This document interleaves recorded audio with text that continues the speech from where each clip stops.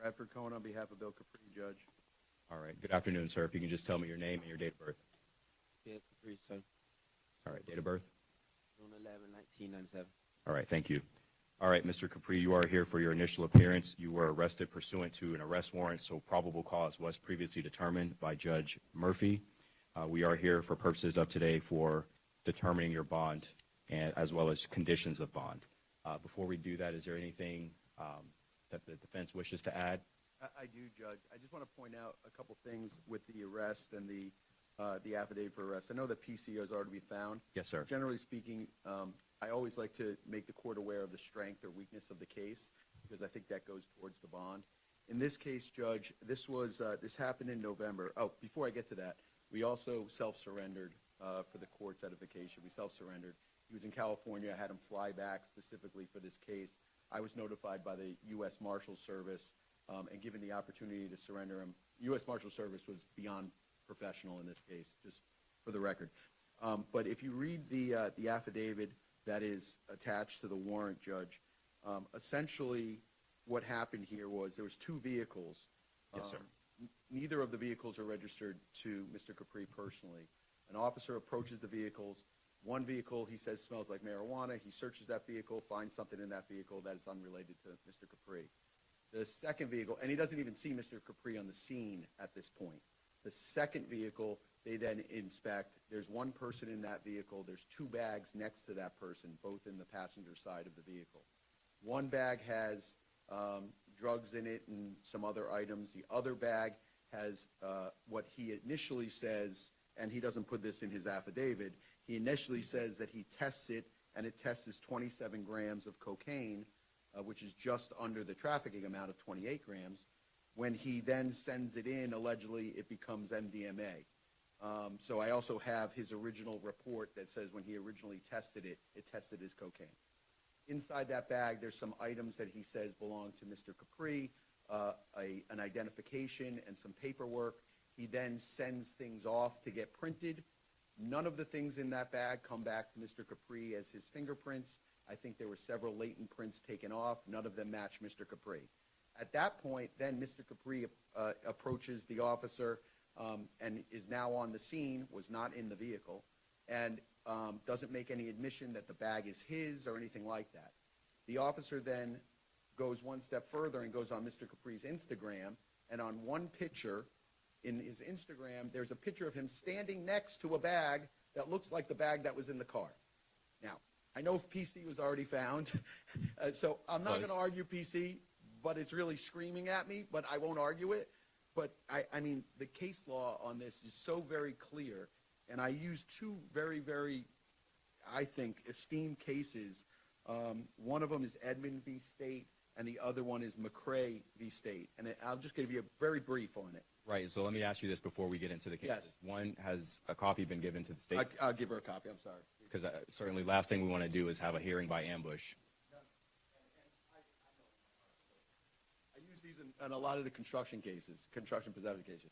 So the Edmond case is kind of an amazing case. The police raid a house on a warrant. The guy's hiding in the closet with wet cocaine next to him in a hole that his head is within 1 foot of the hole. On the stove is cooking cocaine. Next to the stove is his ID and some paperwork. In a bedroom in the house is more paperwork that belongs to him. The court found that's still not enough for constructive possession. It's kind of an amazing case, and I'll give you the exact site for it, but it's Edmond v. State, and the state has a copy of it. The other one is McCrae. In McCrae, they're pulling a guy over. They pull him over, he jumps out of the car and makes a run for it. As he's running, the officer sees that he's playing with his waistband and makes a throwing motion. He puts him down on the ground, arrests him, and tells the other cop, hey, go back and see what he threw. They find a baggie of cocaine, no fingerprints on it. They print it, no fingerprints on it. And the court says that's not enough for constructive possession. Those cases are so much closer to constructive possession than this case. And I would just ask the court, in considering a bond, to look at the case, to look at the affidavit that's with the case. And I understand that the typical bond on this is $50,000. I'm asking for a $10,000 bond. on my way here on the train, I was typing up a motion to dismiss. It's just, there is not enough here. I get Right, it. and I'll stop you there. I mean, obviously, you know that the motion to dismiss I know. is for another day. I We're know here that. for the sole purpose of Yes, Judge. determining bond and conditions of bond. Your I do. client, And I appreciate, Judge, and I don't know if you I've want. got the cites for you, Your Honor. Oh. Edmund versus State is 963, Southern Second 344. It's 2007 case, 4th DCA. And the McRae versus State is another 4th DCA case out of 2006. And I believe I have that cite, given the case over there. Again, not arguing PC, it's been found. Yes, sir. I believe that the importance of this information is the strength of the case, something for the court to consider. Additionally, again, as Mr. Cohen had said, this was a self-surrender case. This is not somebody who is a flight risk, and the strength of the case, using the word strength very, very loosely, I would ask that the court consider a low bond of $10,000. And he's never failed to appear, as long as I've represented him. as long as you represent him, there is at least one. I've represented him since he was like, I don't know, 17. Yeah, there might be one really far back in the past. There's one from 2016. Before I determine conditions of bond and bond amount, State, is there anything that you all wish to add? No, Your Honor. As both attorneys said, they're not arguing PC, and PC has already been found. The schedule for trafficking is $50,000. PC has been found for a trafficking, so the state would ask that you give a bond of $50,000. The state would actually ask that you increase the bond as the defendant is a professional rapper. As the counsel has indicated, he flew in from California. He is also, when you do a search, listed as a Haitian American. He does not have any ties to Orlando. He's from Pompano Beach, but again, he flew in from California. So state would not only ask that you have the bond at $50,000, in light of his occupation and lack of ties to Orlando, that it actually be increased, and one of the conditions be that he surrender his passport. If I can just address that very quickly, Judge.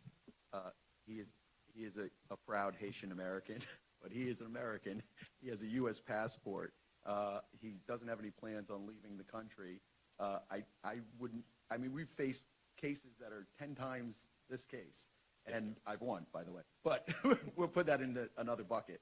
But the fact that he's a rapper doesn't give you a legal purpose to raise the bond. So I would still ask for a $10,000 bond, Judge. All right, well, I appreciate all the argument. Again, Mr. Capri, you're charged with trafficking in methamphetamine or MDMA, more than 10 grams, less than 200 grams. That is a first-degree felony. Again, you are entitled to a bond, so I am going to give you a bond. I have considered the strength of the case as well as everything that was set forth in the arrest affidavit. I understand the arguments presented by your counsel. I think one of the things that was left out was, while you weren't necessarily claiming ownership of the bag, you were requesting that the funds within the bag be turned over to you. So there at least is some tie, seems like, to the court, to that bag. Nonetheless, I think in terms of bond, I am going to slightly increase the bond. I think based upon your, not the fact that you're a rapper, I think that has no binding, but the other factors that the court considered is your prior criminal history, including 12 prior felony convictions, 2 misdemeanor convictions, 1 failure to appear. That was quite some time ago, so I'm not giving a ton of weight to the failure to appear. But I think an appropriate bond in this case would be $75,000, so that's going to be what the court sets the bond at.